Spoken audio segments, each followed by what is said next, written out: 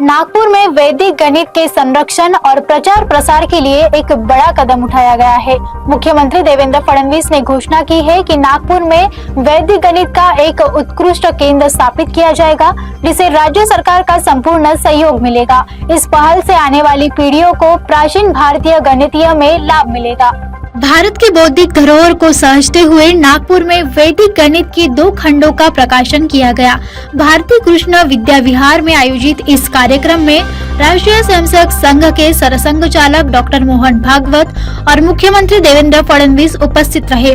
मुख्यमंत्री ने इस अवसर पर घोषणा की कि वैदिक गणित के अध्ययन और अनुसंधान को बढ़ावा देने के लिए नागपुर में एक उत्कृष्ट केंद्र स्थापित किया जाएगा, जिसमें सरकार हर संभव सहायता देगी।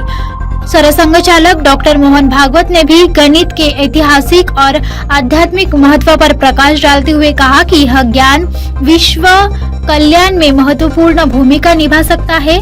इस कार्यक्रम में कई गणमान्य अतिथियों ने भाग लिया और वैदिक गणित के महत्व को रेखांकित किया। इस तरह भारत की प्राचीन परंपरा को आधुनिक शिक्षा प्रणाली में शामिल करने की दिशा में यह एक अहम कदम साबित होगा। मैंने भी गणित से डर के मैट्रिक में ही गणित छोड़ दिया, परंतु आगे जाकर ध्यान में आया कि गणित अपना पीछा नहीं छोड़ता, क्योंकि गणना का संबंध सृष्टि के उत्पत्ति से है पूरा, तब से वो चलता है। ऐसा अपनी भाषा में ऐसा कहते हैं कि अव्यक्तों को व्यक्त होना है तो गणित से ही शुरू होता है। पूरा का पूरा सांख्य दर्शन, ये संख्या के कारण सांख्य दर्शन है। और हम जानते हैं कि एटम के न्यूक्लियस के चारों ओर प्रदक्षिणा करने वाले इलेक्ट्रॉन कितने हैं, इस पर उस एटम से बनने वाला धातु या अधातु तय होता है। हाइड्रोजन यानी न्यूक्लियस के चारों ओर एक प्रदक्षिणा करता है, एक इलेक्ट्रॉन। ऐसा हर एक का एटॉमिक नंबर रहता है, उसके अनुसार पदार्थ वस्तु गुणधर्म सारे बदलते। पूरी दुनिया में हम वक्र रचना देखते, कर्वेचर्स देखते हैं, सुंदरता में वो बात आती है। और मनुष्य के बुद्धि को जो सुंदर लगता है उसका कर्वेचर इंडेक्स, उसका एक आंकड़ा ही है, उसको गोल्डन नंबर कहते हैं। 1:1/1/16 या 1/16 ऐसा कुछ है। ऐसा रेशो जिस कर्वेचर में है वही हमको सुंदर लगता है। सारी बातें ये गणित से जुड़ी है। अनेक महत्व के प्रसंगों में भी गणना का ही उल्लेख आता है। नल दमयंती की कथा आपको बताया,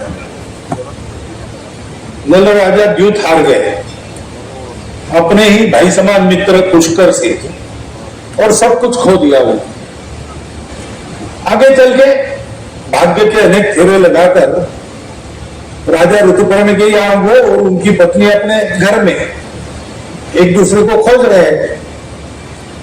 तो नल राजा को खोजने के लिए दमयंती ने एक युक्ति की। जब उसको एक प्रश्न उसने रखा कि कौन ऐसा पुरुष है जो अपने पतिव्रता पत्नी को, दोनों में आपस में अच्छा प्रेम होने के बाद भी जंगल में अकेली छोड़ देगा, उसका आधा वस्त्र काट के सांस ले जाएगा, उस पत्नी का अपराध क्या है? अपने दासों को उन्होंने भेजा राज्यों में, और ये प्रश्न पूछते जाओ, और जो उत्तर देगा उसका रूप वर्णन मुझे बताओ आप। तो ये बदले हुए रूप में राजा नल बाहुक नाम के सारथी के नाम में राजा ऋतुपर्ण के यहाँ नौकरी करते थे, गुड़साल के प्रमुख थे। तो उनके कान पर जब ये बात आई तो उन्होंने उत्तर दिया उसका कि उसके प्रेम में कोई कमी नहीं है, लेकिन भाग्य का मारा वो क्या करेगा। पत्नी के लिए अन्न प्राप्त करने के लिए, पंछी पकड़ने के लिए आधी साड़ी काट के ले गया, साड़ी लेके पक्षी उड़ गए। अब उसके पास वस्त्र नहीं, वो जाए कैसे और पत्नी का पालन पोषण करे कैसे। तो 5वीं, 6वीं और 7वीं के विद्यार्थियों के काम आए, इस प्रकार से टेक्स्ट बुक के स्वरूप में इसको प्रकाशित किया गया है। मैं शैलेश जी को कह रहा था कि हमारे बचपन में वैदिक गणित हम सीख लेते तो गणित से इतना डर नहीं लगता, लेकिन उस समय व्यवस्था नहीं थी या हमें पता नहीं था कि हम सीख सकते हैं, तो बड़ा गणित से डर लगता था। मैंने तो 10वीं की परीक्षा में गणित में पास होने के बाद 11वीं में विज्ञान में प्रवेश तो लिया, लेकिन पहला काम यह किया कि गणित की जगह क्या लिया जा सकता है, यह सोचकर इकोनॉमिक्स ले लिया। लेकिन मैं ऐसा मानता हूं कि हमारी प्राचीन संस्कृति में गणित का एक बहुत ही विकसित स्वरूप हमको देखने को मिलता है।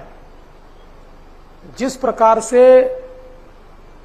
दुनिया की जो पुरानी सभ्यताएं हैं, जिनको प्राचीनतम दुनिया की सभ्यताएं कहा जाता है, जो समाप्त हो गई, उससे पहले भी हमारी संस्कृति और हमारी सभ्यता का अस्तित्व दिखता है और वो पूर्ण विकसित स्वरूप में दिखता है, जिसमें जिस प्रकार के खगोलीय तथ्यों को हम लोगों ने उस समय ढूंढकर निकाला या हमारे उस समय के ऋषियों ने, संतों ने ढूंढकर निकाला, मैं ऐसा मानता हूं कि एक बहुत ही एडवांस्ड इस प्रकार का गणित अगर नहीं हो तो इसको खोजना बिल्कुल संभव ही नहीं है, असंभव इस प्रकार की बात है।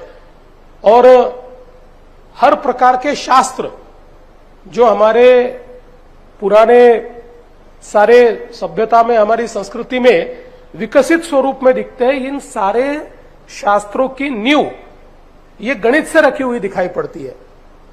हमारा पंचांग, जो मैं ऐसा मानता हूं कि दुनिया का सबसे पुराना है और सबसे विकसित है, उस पंचांग की नींव भी गणित के आधार पर रखी हुई है।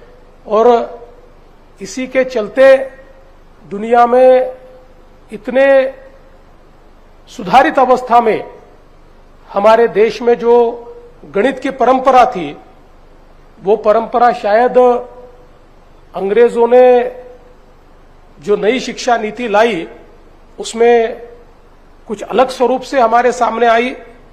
जैसा हम लोग जानते हैं कि अलजेब्रा हम लोगों ने सीख लिया, अब हमारा ही गणित ये कहीं ना कहीं अरबों में जाकर अलजेब्रा हो गया और उसको ही हमने सीखा। तो मुझे लगता है कि अब ये बहुत जरूरी है कि ये जो हमारी सनातन संस्कृति है, जिसने इतने वर्षों में अखंडित रूप से हमें ज्ञान दिया है, उस ज्ञान को हम पुनर्प्राप्त करें। उस ज्ञान को केवल हमारे लिए नहीं तो दुनिया के कल्याण के लिए हम उसका इस्तेमाल करें।